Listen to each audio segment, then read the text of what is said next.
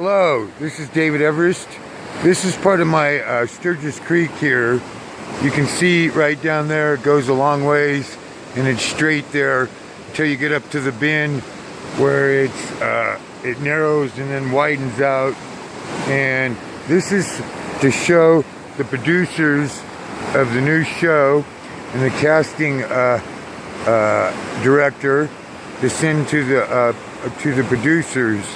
I have a nice creek here. I have lots of water. No, this is not a river, it's a creek, but this is where you're going to find the gold. You see that right in there, that's a layer of deposit when the creek was up there before those trees grew. And then you got it right in there. You can see when the water was higher, it went over that way. The reason why the water was higher here is down here at the end of Sturgis, there was a dam that blew out in '97. And back over in here, the water was all the way over to there and above. The trees since then have grown in, except for the big ones. But on the other side of that, there's where the water came in and rushed through when we had the '97 flood, and that was caused by a flood. When the dam washed out, the water used to be up to that level about right there until the flood came by and cut through here until the Blunt Dam went out. So all this, and then you got a ravine right here where that's a ravine. It goes straight up the hill. And then it goes back in that way. And then there's a Iron Mountain up that way. And this is a no-name thing here. At one time it was part of, it's an island now. But my property goes down that way about 500 feet. And about another 800 or 900 feet up that way, depending on how you want to measure it, from where my description is filed with the BLM and Josephine County Records Department. If you look up Twin Cedar Mining District, you'll see my filing, and it's a 40-acre claim. It goes on the other side of this creek, and there's a road up here called the 1015 Road. It goes on the other side of that. And there used to be where the 1015 road was, but in 1954 they took that one out and they cut a bypass in here called the 1015. They named it the 1015 road. But before that, it was known as my end was known as East Sturgis Creek Road when it was, or trail when it was a trail. It's a road now. It's a highway. Basically, they have a different meaning back in the 1860s for highways than we do now. A highway was a road, any kind of road. Hell, a highway could be a trail. It could be designated as a highway, and it could just be a horse trail, could be a highway. They didn't have cars then, they had horses. And if a horse was on it, it was called a highway.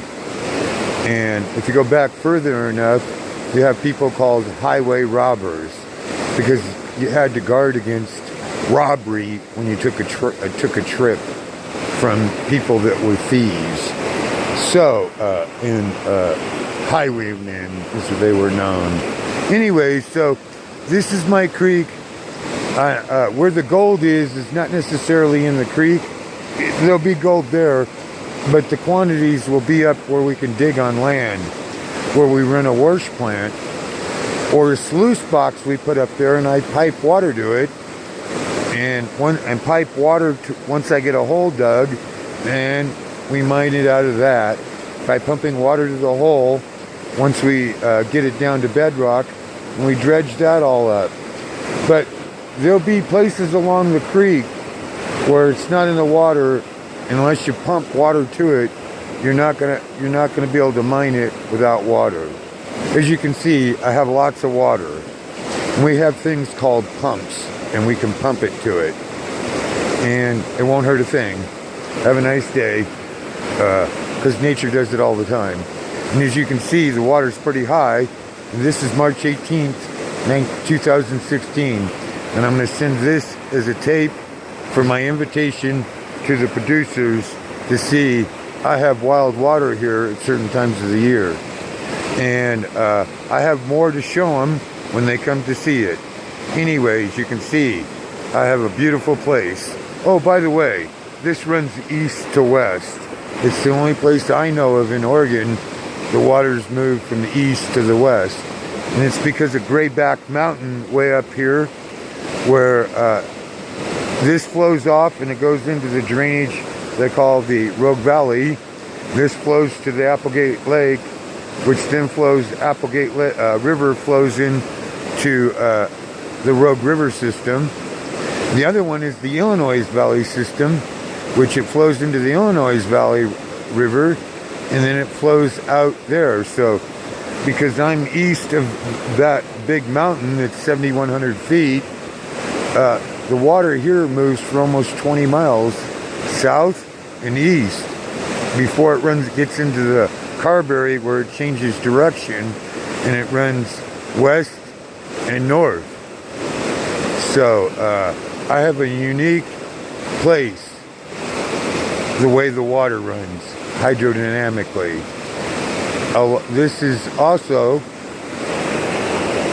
Was an island. There used to be what they call a chain of islands out here, and that mountain over there was a chain. It was an island. This was an upshoot 50 million years after that, and this was brought up during the Jurassic period, and this was at the bottom of water, lots of it, and they had an uplift from the Pacific Northern Plate, or the Pacific Plate running under the North American continent, that created this whole place. More than 50 million, well, a long time ago. It's the oldest known place on the planet. And I believe it to be magical, because this is shaped like a speaker or a tape recorder. In the wintertime, you can hear music playing. You can't tell where it's coming from, but it's really beautiful. And it's 1860s music, and it's under certain snowing conditions. I get free music from the past. And this is a wonderful place. It's magical. And it's because it's blessed. It's blessed that I'm here to show it to you. And this is in the Siskiyou Mountain Range, on the northern side, in the Oregon side. In that direction, 7 miles, is California, the land of Jefferson, as this is the land of Jefferson, for the Republic for Jefferson. Have a nice day, and I plan to send this to Miss Kennedy, the casting director for the show, and I'll share it with her. Have a nice day.